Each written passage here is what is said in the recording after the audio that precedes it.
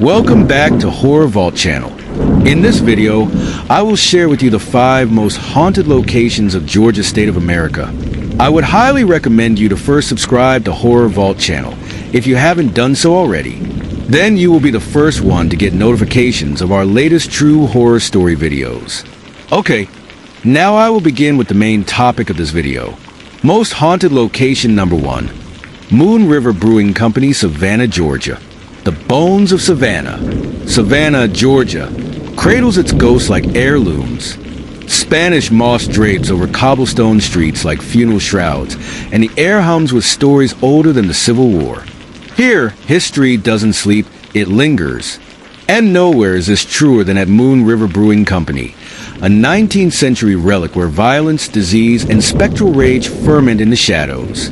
This is not a place for the timid. Historical background. The City Hotel's violent cradle, 1821 to 1864. The building first opened in 1821 as the City Hotel, Savannah's grandest lodgings.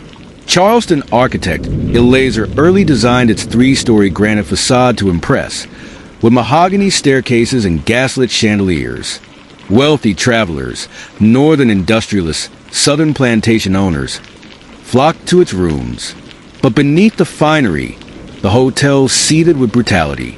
The murder of James Stark, 1832. The first blood spilled here belonged to James Stark, a troublemaker who reveled in chaos. On August 21st, 1832, Stark drunkenly insulted Dr. Philip Minnies, a respected physician, at the hotel bar. Witnesses claimed Stark called Minnies a damn Jew and reached for his pistol. Minnies drew faster. A single shot struck Stark's chest, killing him instantly. At trial, Minnies argued self-defense. The jury, relieved to rid Savannah of Stark, acquitted him in minutes. Stark's ghost doesn't rest, says a brewery bartender. He's still here angry, blaming everyone. The lynching of James Sinclair, 1860. Tensions peaked in 1860 when James Sinclair, a New Yorker, checked into the hotel. Locals, already bristling over northern abolitionists, accused Sinclair of spying. A mob stormed the hotel, dragged him into the street, stripped him naked, and beat him unconscious. He survived, barely, but the building absorbed his terror. You can still hear the mob shouts in the walls, claims a tour guide, like echoes trapped in brick. The Yellow Fever Hospital, 1854 to 1876. When yellow fever ravaged Savannah, the City Hotel became a morgue. Hundreds died on the upper floors, their bodies stacked like cordwood. Children suffered most. Tiny coffins lined the streets. Nurses whispered prayers as they burned bedsheets soaked in black vomit. The 3rd floor reeks of camphor and death, says a paranormal investigator. Kids still cry up there. The brewery's phantom patrons, 1999 to present time. In 1999, the derelict building reopened as Moon River Brewing Company. Craft beer flowed, but so did shadows. Staff soon realized they weren't alone. Toby, the basement poltergeist. The basement, a labyrinth of stone walls and oak barrels, is home to Toby, a malevolent entity. Brewers report bottles exploding off shelves. A tour guide recalls, something grabbed my ankle, ice cold, like a corpse's hand. I fell, and when I looked back, there was nothing. During a 2016 Ghost Adventures investigation, host Zach Bagans captured EVPs of a growling voice. Get out. Thermal cameras revealed a human-shaped cold spot near the stairs. The Lady in White. The 3rd floor's Lady in White glides through walls, her face gaunt, her gown stained with phantom blood. Some say she's a nurse who succumbed to fever. Others claim she's a mourner searching for her child. She passed right through me, shudders a visitor.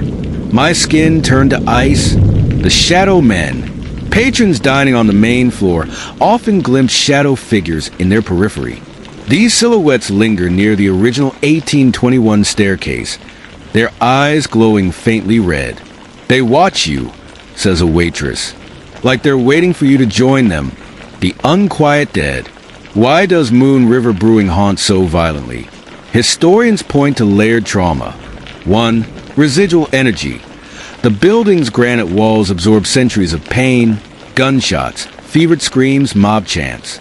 2. Intelligent spirits. Entities like Toby and the Lady in White interact with the living, feeding on fear. 3. Portal theory. Paranormal researchers believe the basement tunnels, now sealed, once linked to Savannah's riverfront, creating a gateway for lost souls. It's a pressure cooker of bad energy, says a local witch. Every death added another log to the fire. The first rule of Moon River. Today, the brewery thrives. Tourists sip IPAs where men died. Staff laugh off ghost stories. Until closing time, when shadows lengthen and footsteps echo in empty halls. We respect the dead, says a bartender, locking up. But sometimes they don't respect us. As you leave, glance back. The Lady in White stands in a third-floor window, her hand pressed against the glass. She's still waiting. Most haunted location number 2, the Pirate's House in Savannah, Georgia. A tavern stained by time. Savannah, Georgia, is a city of whispers. Its cobblestone streets echo with the footsteps of the long dead, and its riverfront hums with secrets carried on the tide. But no place in Savannah holds its ghost closer than the Pirate's House, a restaurant steeped in legend, where history and horror intertwine like the roots of an ancient oak. Built in 1753, the house has seen centuries of revelry and ruin. It has stood witness to drunken brawls, whispered conspiracies, and lives stolen in the dead of night. Beneath its quaint dining rooms lies a darker truth, a labyrinth of tunnels that once led to the Savannah River, where men vanish into darkness, never to return.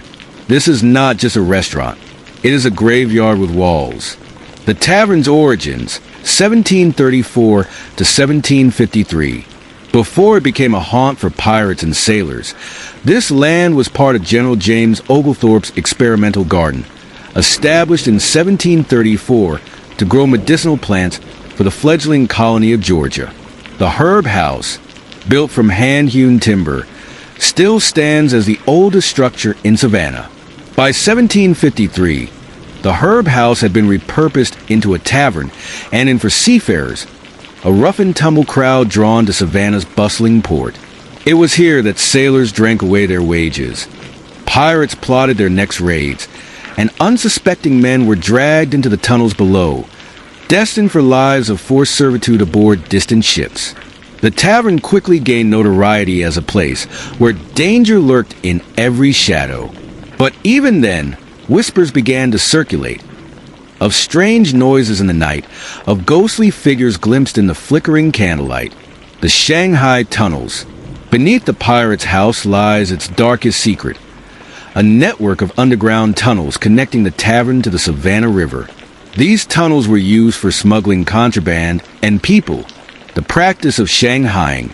Shanghaiing was a brutal practice where unsuspecting men were drugged or knocked unconscious and dragged through the tunnels to waiting ships. Once aboard, they would wake up at sea, forced to work as sailors under brutal conditions. Many never return home. The tunnels are sealed now, but their presence is undeniable. Staff report feeling cold drafts emanating from beneath the floorboards, hearing muffled voices and footsteps echoing from below. Some claim that if you stand still in certain parts of the restaurant, you can feel vibrations beneath your feet, like something moving in the dark earth below. Those tunnels are alive, says one former employee. They're like veins running through the building, carrying all that pain and fear straight into its heart. Ghosts in every corner. The Pirate's House is not just haunted, it is teeming with spirits. Over the years, countless staff members and patrons have reported encounters with entities that defy explanation. The Shadow Captain. One of the most infamous apparitions is known as the Shadow Captain, a tall figure dressed in 18th century naval attire who appears near the bar late at night. Witnesses describe him as featureless, his face obscured by shadow, but his presence is suffocatingly real. I was closing up one night, recalls a bartender, and I saw him standing by the bar. I froze, couldn't move or breathe. Then he just dissolved into thin air. The woman in gray. Another frequent visitor is the woman in gray, believed to be either a grieving widow searching for her lost husband or one of the many women who fell victim to Shanghaiing herself. She is often seen near the upstairs dining rooms, her translucent form gliding silently through walls. She looked right at me, says a waitress who encountered her late one evening. Her eyes were hollow, like she was trying to say something but couldn't. Poltergeist activity. Objects frequently move on their own at the Pirate's house. Plates slide off tables. Glasses shatter without cause. Chairs scrape across floors as if pushed by unseen hands. Staff have even reported hearing disembodied laughter echoing through empty rooms late at night. The curse of Captain Flint. Legend has it that Captain Flint, a notorious pirate immortalized in Robert Louis Stevenson's Treasure Island, spent his final days at the Pirate's house after succumbing to illness during one of his voyages. According to local lore, Flint died screaming about buried treasure, and his ghost has haunted the tavern ever since. While historians debate whether Flint ever truly existed, or if Stevenson simply drew inspiration from Savannah's pirate lore, many visitors swear they've encountered his spirit, a voice from beyond. One patron recalls dining at the Pirate's house when she heard a raspy voice whisper directly into her ear, "Dead men tell no tales." She turned around, but no one was there. A living nightmare. For those who work at the Pirate's house daily, its haunted reputation is more than just folklore. It's an ever-present reality.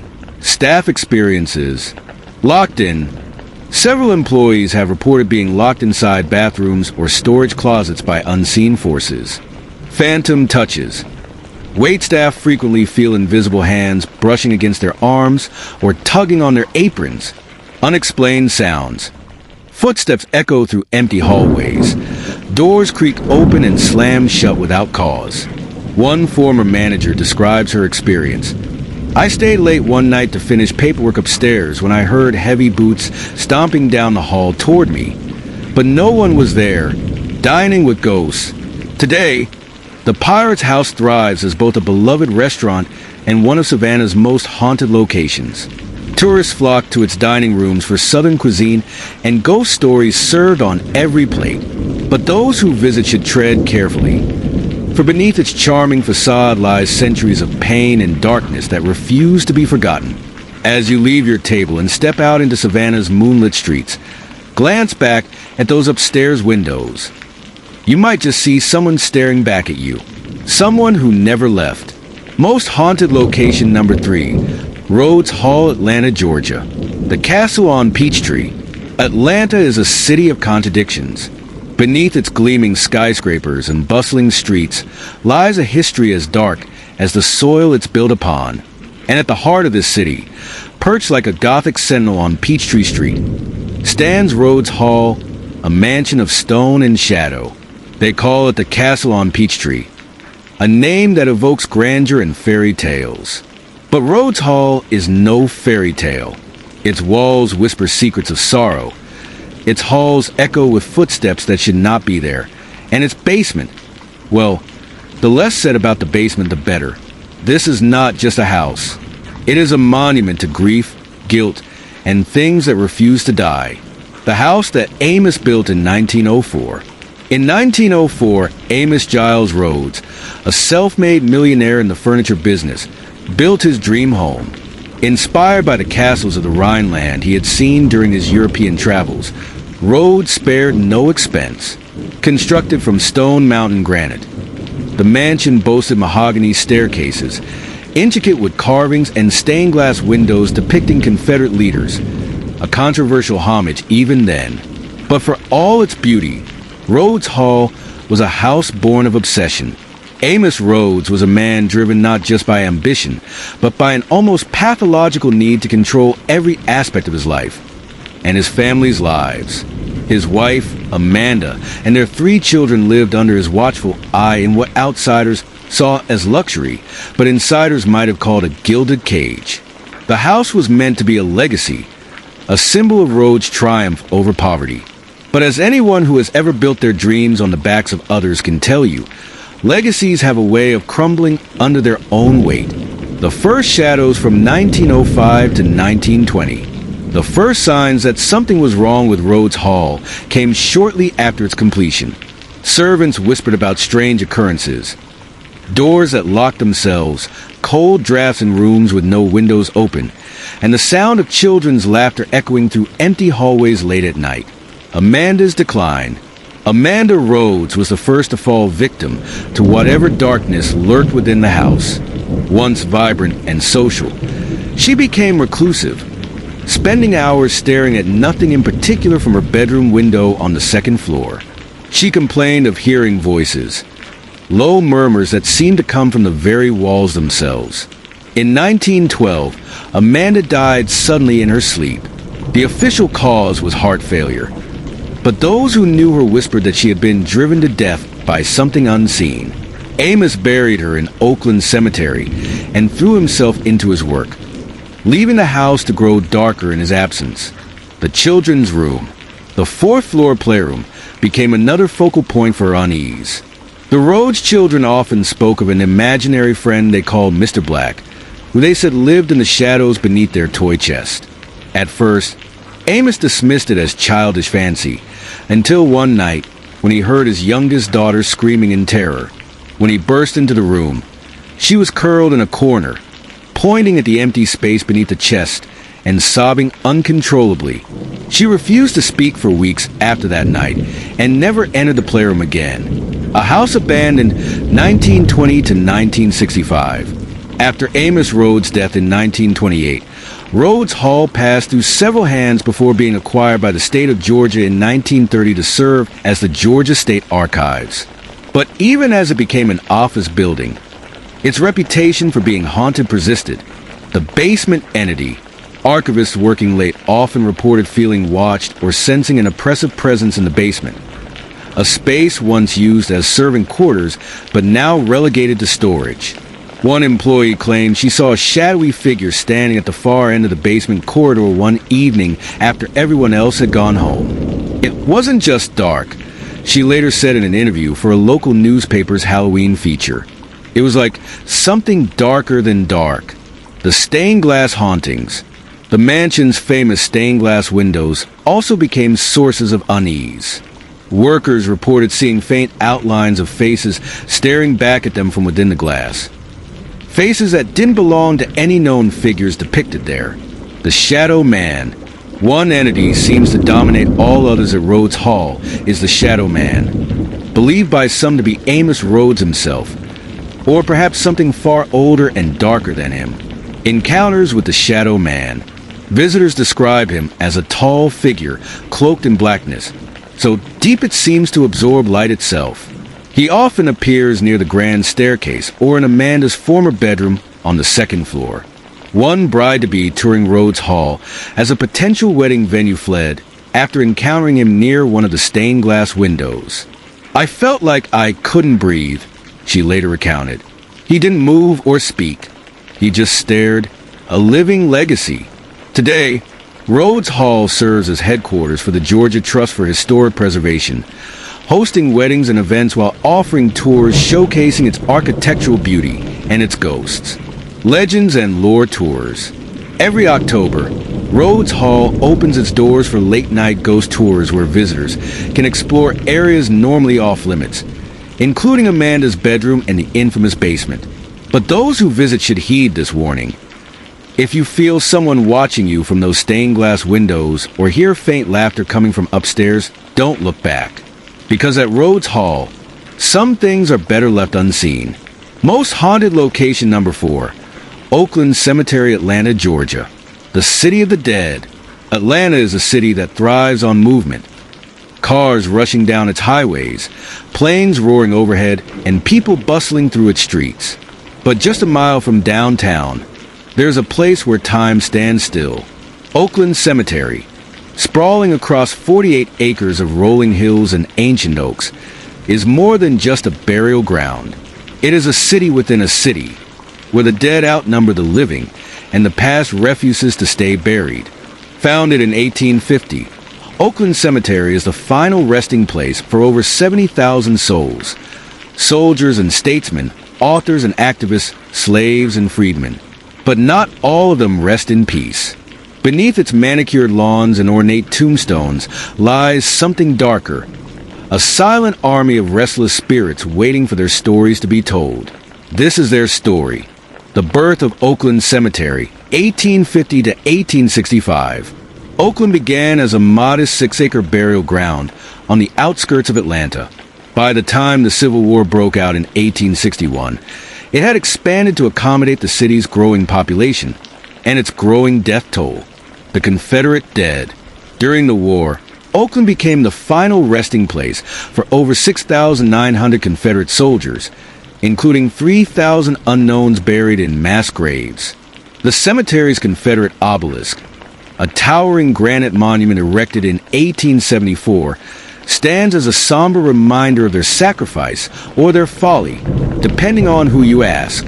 But even as the war ended, its echoes lingered in Oakland soil. Visitors began reporting strange occurrences near the Confederate section. Phantom footsteps crunching on gravel paths, disembodied voices calling out names during twilight hours, and shadowy figures standing at attention among the graves.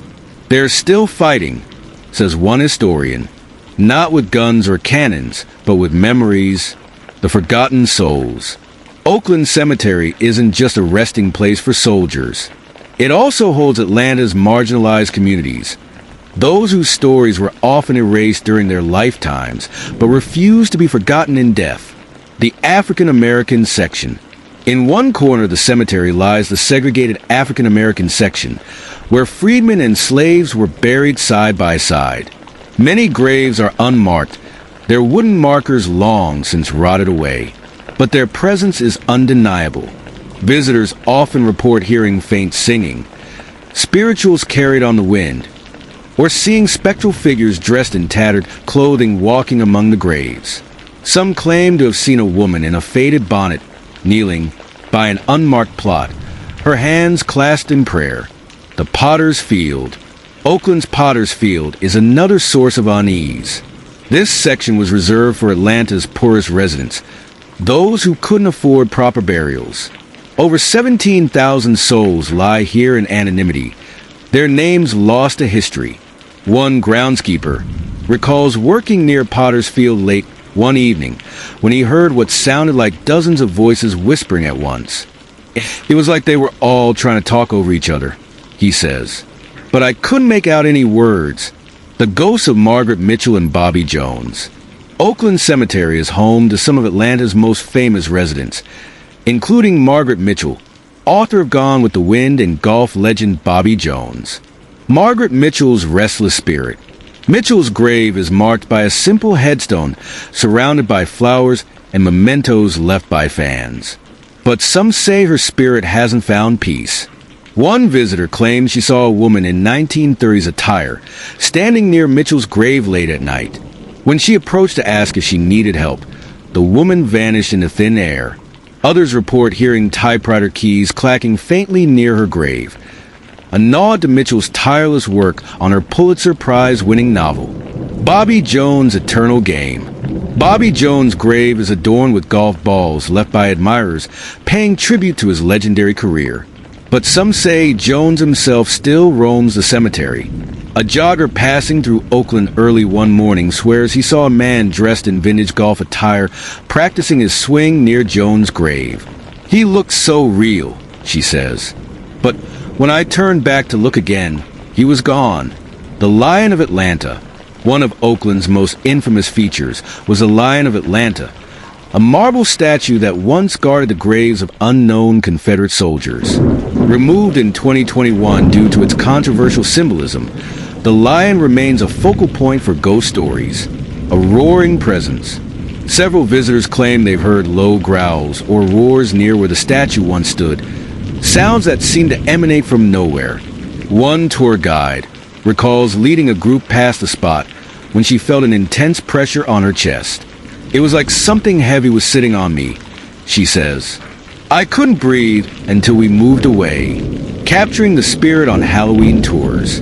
Every October, Oakland Cemetery hosts its Capturing the Spirit of Oakland Halloween tours. where visitors can explore its haunted history by lantern light. A night to remember. During one such tour in 2023, several participants reported seeing shadowy figures darting between tombstones near Potter's Field. Others claimed their lanterns flickered or went out entirely as they passed through certain sections. One attendee even captured what appeared to be an apparition on camera, a translucent figure standing near Margaret Mitchell's grave. A city that never sleeps. Today, Oakland Cemetery is both a historic landmark and a living museum, a place where history comes alive in more ways than one. But those who visit should tread carefully, for beneath its serene surface lies an undercurrent of unrest that refuses to be silenced. As you leave through its wrought iron gates and step back into Atlanta's bustling streets, don't be surprised if you feel someone watching you from among the tombstones. Because at Oakland Cemetery, no one ever truly leaves. Most haunted location number 5, Old Candler Hospital, Savannah, Georgia. The House of Pain. Savannah, Georgia, is a city that wears its past like a second skin. Its streets are paved with history, its air thick with stories of triumph and tragedy. But some places in Savannah are more than just relics of the past. They are scars, wounds that never healed. At the edge of Forsyth Park stands one such place. Old Candler Hospital, a building so steeped in suffering that its very walls seem to breathe despair. Built in 1804, it is one of the oldest hospitals in the United States and a cornerstone of Savannah's history. But for all the lives it saved, it claimed just as many, and some of those souls never left. This is not just a hospital. It is a mausoleum for memories too dark to die. The birth of Candler Hospital, 1804 to 1860, originally named the Savannah Poorhouse and Hospital. Candler was built to serve the city's indigent population. It was a place where the sick came to heal, or to die. The yellow fever epidemics. In the early 19th century, yellow fever swept through Savannah like a biblical plague. Entire families were wiped out within days, and the hospital became an overcrowded house of horrors. Patients lay free to a bed, their bodies racked with fever and their screams echoing through the halls. The hospital's morgue quickly filled to capacity, forcing staff to store bodies in the basement tunnels until they could be buried. These tunnels, originally built as passageways for transporting supplies, became makeshift crypts where death lingered like a permanent guest. You can still hear them, says one local historian. The patients who died down there, they're still crying out for help. The Civil War years, 1861 to 1865. When the Civil War broke out, Candler Hospital was commandeered by Confederate forces and converted into a military hospital. Soldiers wounded in battle were brought here to have limbs amputated without anesthesia, their screams piercing the humid Savannah air. The tunnels of torment. The basement tunnels took on a new role during the war, not just as storage for bodies, but as hiding places for Confederate soldiers and prisoners of war. Many who entered those tunnels never came out again. One particularly chilling story involves a group of Union prisoners who were reportedly chained in the tunnels and left to die when Confederate forces abandoned the hospital during Sherman's March to the Sea. Their restless spirits are said to haunt the basement to this day. The nurses who never left. Candler Hospital was staffed by some of Savannah's most dedicated nurses, women who worked tirelessly to care for patients despite the overwhelming odds. But not all of them found peace in death. The Lady in White. One of the hospital's most famous apparitions is the Lady in White, believed to be a nurse who succumbed to yellow fever while caring for patients during one of Savannah's outbreaks. She is often seen wandering the hallways at night, her pale face illuminated by an otherworldly glow. She touched my shoulder, recalls one former security guard. I turned around, but there was no one there, just this cold spot that made my skin crawl. The Weeping Nurse. Another spectral figure frequently spotted at Old Candler is the Weeping Nurse, who sits at the foot of empty hospital beds as if mourning patients she couldn't save. Witnesses describe hearing soft sobbing, sounds coming from empty rooms late at night. The Hanging Tree. Outside Old Candler Hospital stands a hanging tree, an ancient oak draped in Spanish moss that casts long shadows over the hospital grounds. Legend has it that this tree was used for public executions during Savannah's early years, and that some of those executed still linger nearby. A grim spectacle, one chilling tale, involves a man named Thomas Grady, who was hanged from the tree in 1820 after being falsely accused of murder. Witnesses claim his ghost can be seen swinging from its branches on foggy nights. Visitors also report hearing creaking sounds, like rope tightening, when standing beneath its gnarled limbs. Modern-day hauntings. Though Old Candler Hospital ceased operations decades ago, its reputation as one of Savannah's most haunted locations remains intact. Shadow figures. Visitors frequently report seeing shadowy figures darting across hallways or standing motionless at the ends of corridors. One former caretaker recalls locking up for the night when he saw what appeared to be a man in Civil War-era clothing standing near one of the windows. "I thought it was someone playing a prank," he says, "but when I got closer, he just disappeared." Unexplained noises. Footsteps echoing through empty halls. Doors slamming shut without cause, and faint whispers are all common occurrences at Old Candler, a house that breathes. Today, Old Candler Hospital stands as both a historic landmark and a chilling reminder of Savannah's darker past. Its boarded-up windows and crumbling facade hide secrets that may never be fully uncovered. But those brave enough to visit say its ghosts are more than willing to share their stories. As you walk past its shadowy halls or stand beneath the hanging tree at dusk, you might feel a chill run down your spine or hear faint voices carried on the wind. Because at Old Candler Hospital, this is only the beginning. And that's the end of this video. What do you think about these top 5 haunted places of Georgia State? Would you dare to visit these locations with your family and friends? Let us know your opinion in the comment box below. And don't forget to subscribe to Horror Vault to keep watching our upcoming videos with such interesting content. I will see you in the next video.